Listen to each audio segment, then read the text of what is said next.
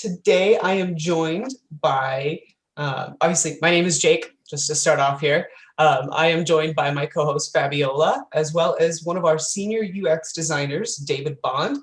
And he's going to be showing off a demo, and we're going to be talking through the ongoing visual improvements that we're going to be doing for PicMonkey. You guys have probably already noticed a little bit of change, but we're going to be walking you through before some of the next steps come in, just to give you a little bit of a demo and a little bit of time to ask questions. So please feel free to ask any questions as we go through in our chat here, and we will get to those towards the end. So this should be around 15 to 30 minutes. We will be posting this in its entirety to our YouTube page, so don't worry if you do have to duck out, no biggie. We'll be posting this there later this week, so no worries. Okay, David, let's go ahead and dive in. And while you are getting set up, can you talk us a little through the background of why we're making these changes and what we've made so far? Hi, everybody. My name is David. You can't see me right now because we've got an issue with my camera, and unfortunately, I can't hear anyone either. So bear with me. I'm going to go through a demo of a lot of some of these changes that we're making to PicMonkey and some of the exciting things we've got coming down the pipeline. So I'm going to share. Hey, Jake, can you enable screen sharing for participants?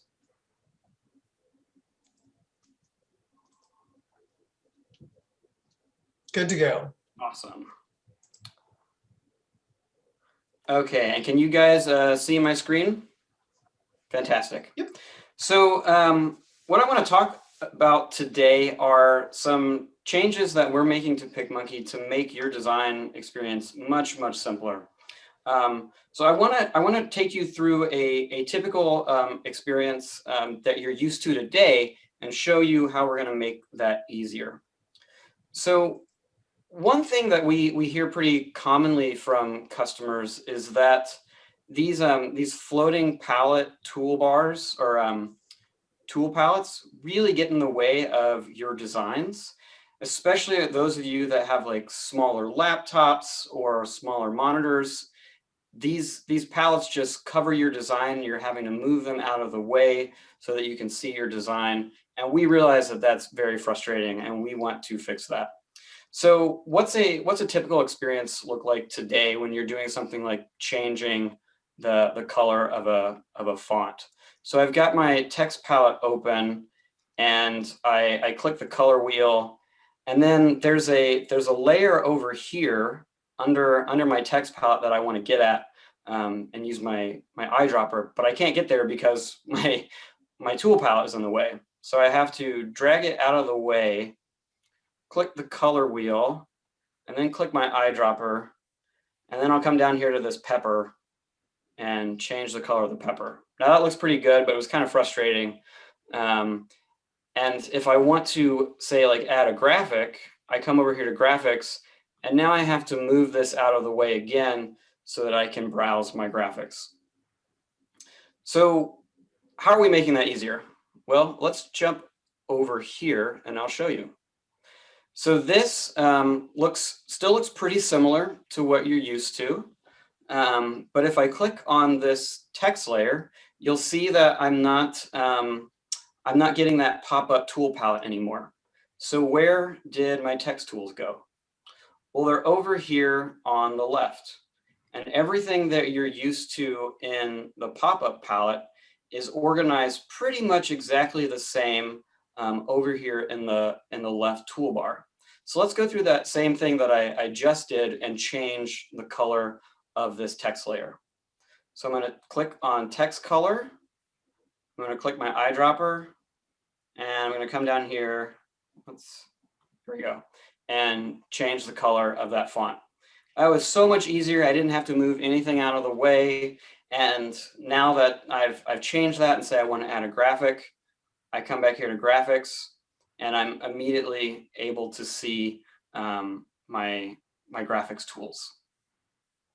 So what else is really simple about this way of working? Well, let's look at changing fonts. So I'm going to click on this text layer up here, and then I'm going to come over here to where my font tool is. I'm going to click on fonts, and now you can see fonts you can browse right in the panel. You don't have to open and close it. You'll see everything right here. And so I'm going to change this layer to Poppins. I'm going to change this layer to Poppins as well. And then I'm going to choose, let's do Quiche Sands because it looks kind of fancy. Now let's compare that to what that would be like in the current tool. So I'm going to come back over here. I'm going to move my palette out of the way so that I can see my design. I'll click this layer, open fonts, choose my font, close fonts, click this layer, open fonts, choose my font, close it, and then again. So we cut out almost half of the clicks there to make it so much easier for you to change fonts very quickly. And so everything that I've shown so far has been related to text and fonts. Is that the only thing that's changing? No. So anything that has a pop-up palette is going to go over in the panel. So here's an example of the graphics palette today, where you've got your colors, your fade, crop, animate, replace, all the tools you're used to. And in the new experience, when I click on my graphic, again, I've got the colors that I can change, my animation controls, shadow and outline, crop, erase, fade, blend, image replacement, and then my rotate and flip and layer delete. And it's the same with images as well. So everything that you're used to using on your images, like remove background, animate, crop, that's all right here on the left. So awesome. So we think that moving the tools over here is going to be so much simpler for you as you're moving around from layer to layer, and you can always have your design visible without having to move tools around.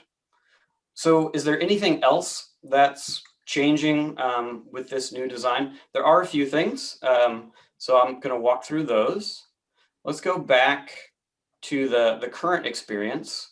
And you're probably used to seeing templates, collage, and themes over here on the left. So in the new design, we've moved them up here to the top. We think they're going to be easier to find for people when they're nestled right up at the very top of the screen, and that they're organizationally, they're a little more located with other tools that do something similar. So for example, templates and collage and themes and smart resize, they all affect what you're seeing on the document. So they affect the entire document. If you choose a template, it changes your whole canvas. Whereas everything here on the left affects your specific layer. So, you know, edits is going to affect this layer, same as crop is going to affect this layer, and remove background is going to affect this layer. So we think we've organizationally located tools where they make the most sense. And then the final change I want to call out is, since this update is all about making the tool simpler and giving you space back on your screen, if you decide that this toolbar is just a little bit too big, you can hit this collapse button up here, and we'll make the toolbar really, really thin. And at first you might look at this and be like, wow, there's a lot of icons over there. I don't know what those all do. All you have to do is hover over the toolbar, and we'll show you all the tools right away. And so, for example, if you're here and you're like, man, I need to know how to replace an image, I don't remember which one of these it is, all you have to do is hover over it, and you can see everything right away, and you'll find that replace image is at the bottom. And then when you click on a tool, it'll go ahead and collapse the toolbar again so that it's back in its smaller state. And of course, if you decide that you don't like it like this, just hit this button and it expands once again. So those are the changes that are coming down the line. But now the question is probably, well, how do I get into this change? How do I use this change? And that's a really important part of what we're doing here. One thing that we want to be really cognizant of is that, you know, even really positive change or change that, you know, is more efficient can be really frustrating if you're not expecting it. And so we don't want to just change this on you overnight and, you know, like make you come in here and learn something new. So when we launch these changes, we're going to give you the opportunity to voluntarily opt into this new design. So when you log on to PicMonkey, once we've rolled this out, you'll see this message in the toolbar that says, "Hey, we've made some changes based on your feedback, and we want to give you a head start with a guided tour." And so when you click on the tour, this window will open, and we'll walk you through all the changes that we're making. And so we'll show you that the floating palettes are now going into the toolbar. That fonts and colors are going to be much easier to browse in the full width or in the full length panel. Templates, collage, and themes are going up to the top. And the other tools that you're used to, like edits, touch up, and effects, they're not changing. They're staying right where they are and just how you're used to them. But even going through this tour, if you're like, I'm not ready for this, I've got a deadline, I just want to use what I'm used to, you can say, I'm not ready. It'll go away and you'll still have your palettes.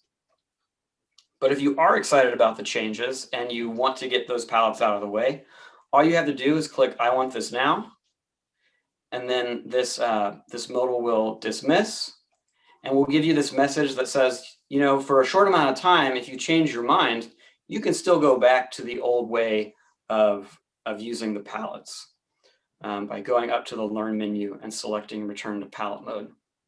But once you've opted in, you can go ahead and use PicMonkey with the new toolbar and the new tools in the toolbar, and you'll be really working with a clutter-free workspace. And David, when does this take effect? And yeah, so this will take effect. We expect to launch this new experience within the coming week, most likely. And that will be the time where you'll be able to opt into it, and you won't have to use it if you don't want to. And then over time, as we get more feedback and we understand how people are using this new look, we will start to gradually roll it out across the board. So this isn't like you'll be able to use the old experience forever, but we do want to give you a good amount of time to get used to it before you have to use it. Awesome, awesome. So now let's go ahead and take questions. It's going to be just a little bit of a delay. We've got to give them to David since unfortunately he can't hear us here. But let's get started. I know we covered time frame here. So I did see some other questions actually about the layers panel. Will we be able to collapse that layers panel, David?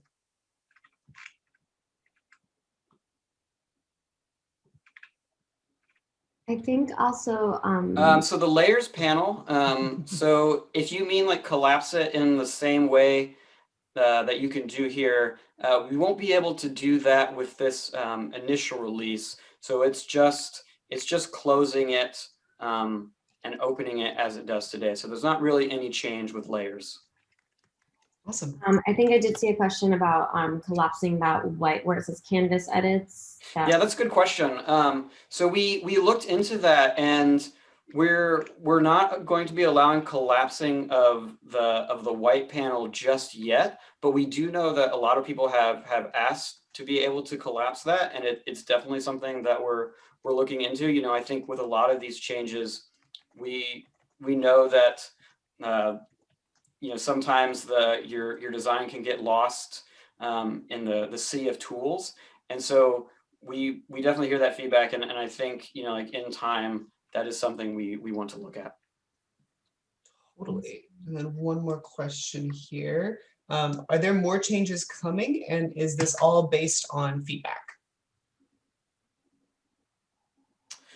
So these are all the changes coming to the tool itself, as in like how you use the tool. You know, over time we'll add more features Recently we just added the new multi-page functionality. Some features will be expanded in terms of how you use the tool and things moving around. This is a big chunk of everything that we're working on. So we don't expect anything of this level to be changing, or anything of this level to be changing anymore in the future. Awesome.